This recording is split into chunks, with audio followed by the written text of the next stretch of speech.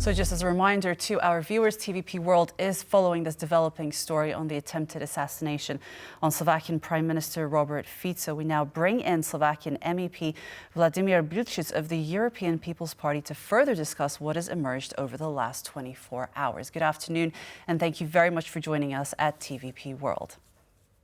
Very good afternoon to you from Bratislava. So just as a start-up to our conversation, we've just been discussing Robert Fico's medical condition. I don't know whether you perhaps have any other details that we might not have covered yet. No, I don't have any other details. I think all the details are known publicly, and all the information which you have is the information which all of us have, and all of us are crossing fingers for Prime Minister's full recovery. Mm-hmm.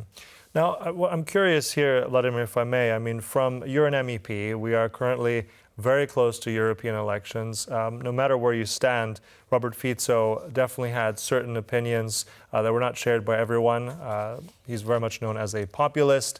What do you think now? I mean, we are waiting for his recovery. We know that's right now paramount, no matter where you stand. But what can you, let's say out of all this could be some of those political impacts across Europe due to this attempted assassination? Well, what happened yesterday is absolutely unacceptable. It's beyond any acceptable red lines in a democracy. And I think we've seen denouncing messages. I denounced it myself, but across the political spectrum in Slovakia, this is unacceptable. This is really a road to hell.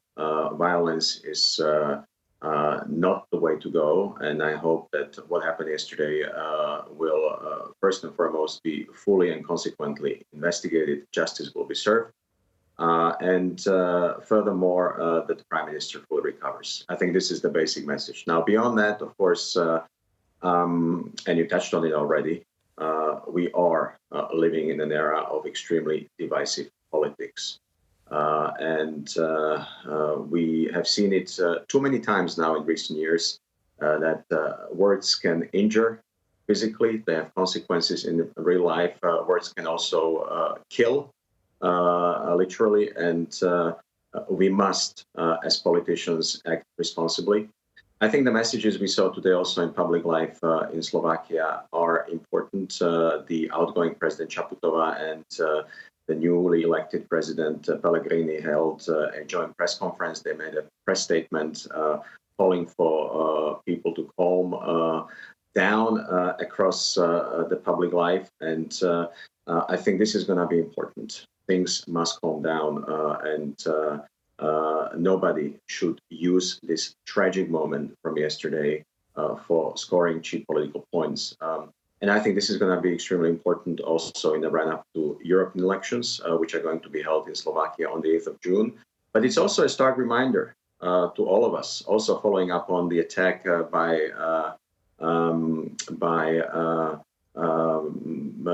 attack on our German colleague in Germany recently, a member of the European Parliament, Germany, who is running in these elections.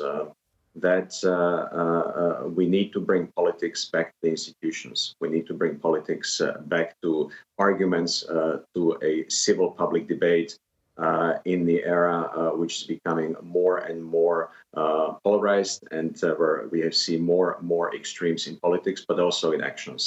So I think this is the task which will require not just answers in Slovakia, but more broadly in Europe. Indeed, you speak of polarization and you mentioned the elections. Indeed, Europe is gearing up towards these elections, and Slovakia is a deeply polarized country. But the reality is that there have been populist tendencies across Europe. Slovakia is an excellent example of that. However, Smer has been gaining popularity, and I wanted to ask your opinion as to why you think this is the phenomenon in Slovakia. What are the reasons for that? I think it's look, I'm a politician. It's a question which is better geared towards somebody who's really dealing with the underlying data and analysis. But it's part of a wider trend, which we see and which we have seen in politics across Europe, and in particular in Central Europe. we have been increasingly exposed to a lot of disinformation, a lot of which is also propagated by politics and politicians, a lot of which originates from beyond our borders. I think part of it is that politics has become extremely heated, particularly in online space, on online platforms. And all of these factors do contribute to politics, which is extremely divisive. And many of us in various political camps, so to speak, live in our respective bubbles. And I think we need to get out of these bubbles. We need to have a conversation across these bubbles. This is the first step we need to make, and we need to make it here in the Slovak context, but also more broadly in Europe. We may disagree. We may disagree fundamentally on some issues, but we still need to find a way to talk to each other in a civil way.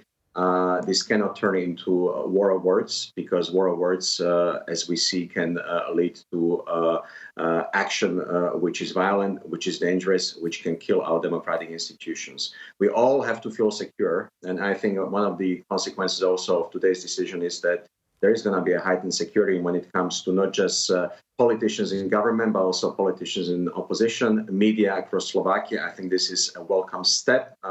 We had a Security Council meeting in Slovakia, and this is the major news coming out of it. Beyond that, of course, this campaign in the run-up to European elections is going to be no ordinary campaign anymore, following up on what happened yesterday. But we must make sure that people can still take part in elections which are going to be fair, free, and in accordance with the rules. And of course, they can choose the best possible candidates. And for that, we need to come back to politics, which both in media, in online space, but also in public interaction, is politics first and foremost based on arguments and based on I wanted to ask on that point on politics, because one thing I want to jump in on, follow up what Maria has also asked. You've just alluded to this wider trend. Many politicians urging calm, but then we have this comment from, I believe, the Interior Minister of Slovakia, Mr. Eštok, who has said that we are on the verge of civil war. The assassination attempt on the Prime Minister is evidence of this. I want to appeal to journalists and politicians to stop spreading hate, whether about opposition or the ruling coalition. I find that kind of not really a direct appeal to calm there. Following up on that as well, my second point is we know full well that during the parliamentary election last year, there was a host of disinformation campaigns, and there was I believe, a London-based nonprofit, Reset, said it registered more than 365,000 election-related disinformation posts on Slovakian social media. So you're saying this wider view, appealing for calm, but this seems to have already been something growing in Slovakia. Now, that takes time to take root. How do we address this? And I mean, is it already too late to reverse that whole trend? It cannot be too late. We have to defend our democracy, and any statements at this point by any politician, governing or opposition, which go directly against that fundamental need for calming things down, are very unfortunate. Very unfortunate. All of us not only need to call for a calm atmosphere, but also must act upon it consequently. This is not the time to point fingers.